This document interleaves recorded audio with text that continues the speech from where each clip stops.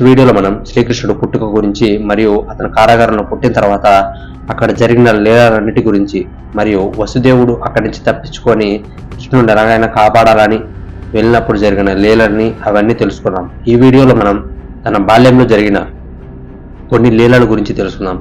Welcome to my channel.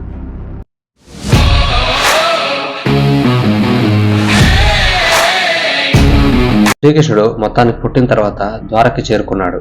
అక్కడ వారంతా శ్రీకృష్ణుని చూసి ఎంత అందంగా ఉన్నాడో అని మురిసిపోతున్నాడు. కానీ కంసుడికి ప్రాణభయం పట్టుకుంది.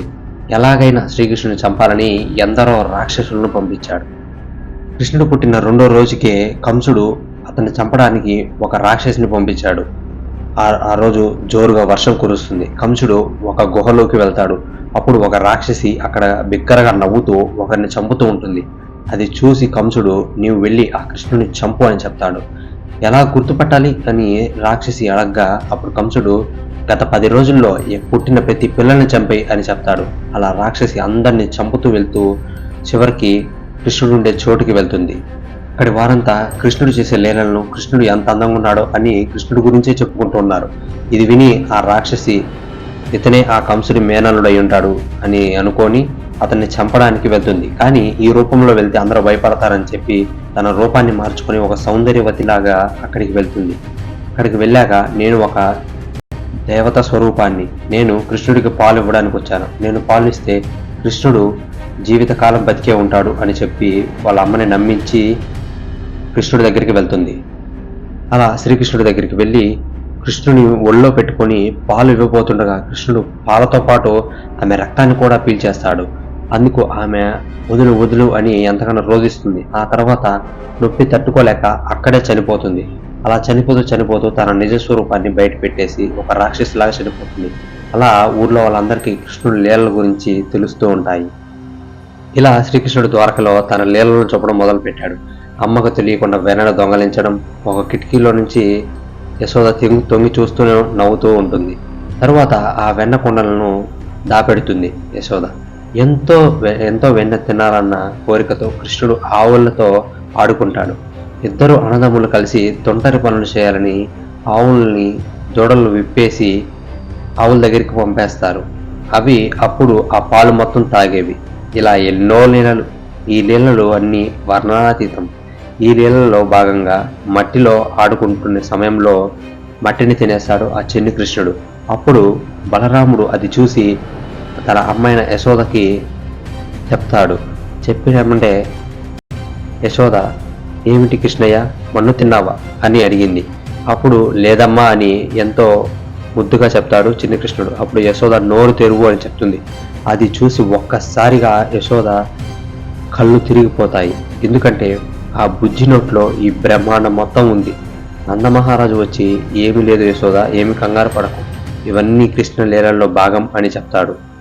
ఆ తర్వాత ఇలాగే అన్ని లీలలు జరుగుతుండగా కృష్ణుడు బృందావనంలో స్నేహితులతో కలిసి పండ్లు కోస్తూ ఉంటాడు. ఆ తర్వాత కొంతమంది స్నేహితులు పండ్లు కోసిన తర్వాత విశ్రాంతి తీసుకోవాలని చెట్టు కింద నిద్రిస్తుంటారు. అందరూ నిద్రిస్తుండగా కృష్ణుడు మురళిని వాయిస్తూ ఉంటాడు. ఆ వేగానికి చెట్లు కూడా నాట్యం చేస్తూ పండ్లు కింద రాలుస్తూ ఉంటాయి. అలా ఎంతో ప్రశాంతంగా ఉండే నందనవనంలో ఉన్న యమునా నది తెలియకుండానే నీలి రంగులో మారిపోతుంది.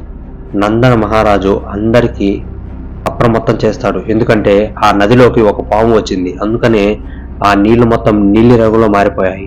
ఆ సమయంలో కృష్ణుడు ఆ నది తీరంలోనే ఉంటాడు. ఆవులు కూడా అక్కడే నీళ్లు తాగుతూ ఉంటాయి.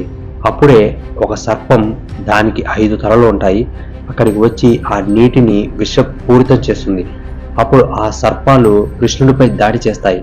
అప్పుడు కృష్ణుడు, కాళియా, నువ్వు మా స్నేహితుల్ని బాధ పెట్టావు కాబట్టి నువ్వు శిక్ష అనుభవించాలి అని చెప్పి ఆ సర్పం తోక పట్టుకొని వాటి తలపై ఎక్కి నాట్యం చేస్తూ ఒక చేత్తో మురళి ఊదుతూ ఉన్నాడు. దాంతో ఆ సర్పంలో ఉండే విషం మొత్తం పోతుంది. అప్పుడు ఆ పాములు శ్రీకృష్ణుడిని శరణు కోరతాయి. అప్పుడు కృష్ణుడు వెళ్ళిపో అని చెప్తాడు. అప్పుడు ఆ పాము, నాకు విషం లేదు, నేను ఎలా బ్రతకాలి, విషం లేకపోతే నన్ను గరుత్మంతుడు చంపుతాడు అని చెప్పగా, నీకు ఏమీ భయం లేదు, నా పాదముద్రలు నీ తలపై ఉన్నాయి, అలా అవి చూసి గరుత్మంతుడు నిన్ను ఏమీ చేయడు అని చెప్తాడు. అలా పాములు వెళ్ళిపోయిన తర్వాత శ్రీకృష్ణుడు నీళ్ళలో దిగుతాడు. నీళ్ళలో దిగంగానే ఆ నీటిలోని విషం మొత్తం వెళ్ళిపోతుంది. ఇలా ఉండగా ఈ కృష్ణ లీలలన్నింటినీ బ్రహ్మ వింటూ ఉంటాడు. ఎవరో ఒకరు వచ్చి చేరవేస్తూ ఉంటారు. ఎలా అయినా అతన్ని చూసి అతన్ని పరీక్షించాలని, అతను నిజంగా శ్రీ మహావిష్ణువేనా లేకపోతే ఎవరైనా మాయావియా అని తెలుసుకోవాలని, అతన్ని పరీక్షించాలని భూమిపైకి వస్తాడు. అలా తన హంసవాహనంతో గోవర్ధనంలోకి చేరుకుంటాడు. తన మంత్రశక్తిని పరీక్షించాలి అని ఒక ఉపాయం వేస్తాడు. అప్పుడు బ్రహ్మదేవుని ఆజ్ఞ మేరకు హంసలు ఆ బృందావనం మొత్తం ఏదో మత్తును జల్లుతాయి. అవి పీల్చి అందరూ స్నేహితులు కళ్ళు తిరిగి కింద పడిపోతారు. వారి స్నేహితుల్ని ఆ బ్రహ్మదేవుడు తీసుకువెళ్ళిపోతాడు. సాయంకాలం అయ్యేసరికి ఏ పిల్లలు కూడా ఇంటికి వచ్చి ఉండరు. ఇంటి దగ్గర వాళ్ళ అమ్మ నాన్నలు మొత్తం కంగారు పడుతూ ఉంటారు. అప్పుడే కృష్ణుడు ఒక ఉపాయం ఆలోచిస్తాడు. తనలాగే అందరినీ తన మాయతో ఏర్పాటు చేస్తాడు. అలాగే వాళ్ళందరూ ఇంటికి వెళ్తారు. ఎంతో సంతోషంగా ఉంటారు. ఇలా సంవత్సరం గడుస్తుంది. అందరూ ఆ కృష్ణుడితో ఆడుకుంటూ ఉంటారు. నిజానికి కృష్ణుడితో ఆడుకుంటున్నాడు. నిజమైన స్నేహితులు మాత్రం పైన మేఘాలలో బ్రహ్మ వల్ల నిద్రపోతూ ఉంటారు. ఇలా సంవత్సరం గడిచింది. ఆ తరువాత బ్రహ్మదేవుడు శ్రీకృష్ణుడు ఎలా ఉన్నాడో తెలుసుకుందామని మళ్ళీ భూమిపైకి వస్తాడు. అక్కడ చూసి ఆశ్చర్యపోతాడు. అక్కడ తన స్నేహితులతో కలిసి ఆడుకుంటూ ఉంటాడు. నేను స్నేహితులను అక్కడికి తీసుకువెళ్ళాను కదా, ఇక్కడ ఎవరున్నారు అని ఆలోచిస్తూ ఉంటాడు. అప్పుడే ఆ స్నేహితులందరూ కలిసి శ్రీ మహావిష్ణువులా మారిపోతారు. హఠాత్తుగా వాతావరణం మారిపోతుంది. చుట్టుపక్కల నుండి ఎన్నో హంసలు, ఆ హంసల మీద ఎందరో బ్రహ్మదేవుళ్ళు ఈ బ్రహ్మదేవుడి చుట్టూరు వచ్చి చేరతారు. ఆ తర్వాత ఆ బ్రహ్మదేవులందరూ శ్రీ మహావిష్ణువు అయిన శ్రీకృష్ణుడి దగ్గరికి వచ్చి పాదాభివందనం చేసి నమస్కరిస్తాడు. అప్పుడు అందులో ఉన్న శ్రీకృష్ణుని స్నేహితులను తీసుకువెళ్ళిన బ్రహ్మ అతని దగ్గరికి వచ్చి, నన్ను మన్నించు, నేను అజ్ఞానంతో నిన్ను అనుమానించి ఇలా చేశాను, నన్ను క్షమించు అని చెప్పి, సరే వీళ్ళందరూ ఎవరు, ఇంతమంది బ్రహ్మలు ఎందుకు ఉన్నారు అని అడగగా, ఈ మొత్తం విశ్వం బ్రహ్మాండంలో ఎన్నో లోకాలు ఉన్నాయి. వాటన్నిటికీ ఎందరో బ్రహ్మలు ఉన్నారు. నీకు కూడా అందులో ఒక లోకానికి బ్రహ్మవే. కానీ ఈ లోకాలన్నిటికీ నేనే మహావిష్ణువుని, నేను ఒక్కడినే ఉంటాను అని చెప్పి బ్రహ్మ కళ్ళు తెరిపిస్తాడు. ఈ వీడియో ఎంతవరకు చూసినట్లయితే మీకు ఎంతగానో నచ్చుంటుందని అనుకుంటున్నాను. ఒకవేళ ఈ వీడియో మీకు నచ్చినట్లయితే లైక్ చేయండి. దీనికి పార్ట్ 2 కూడా ఉంటుంది. అలాగే ఇలాంటి కంటెంట్ అసలు మిస్ అవ్వకూడదు అనుకుంటే మాత్రం సబ్స్క్రైబ్ చేసుకోవడం మాత్రం మర్చిపోవద్దు. That's all for today. Thank you for watching.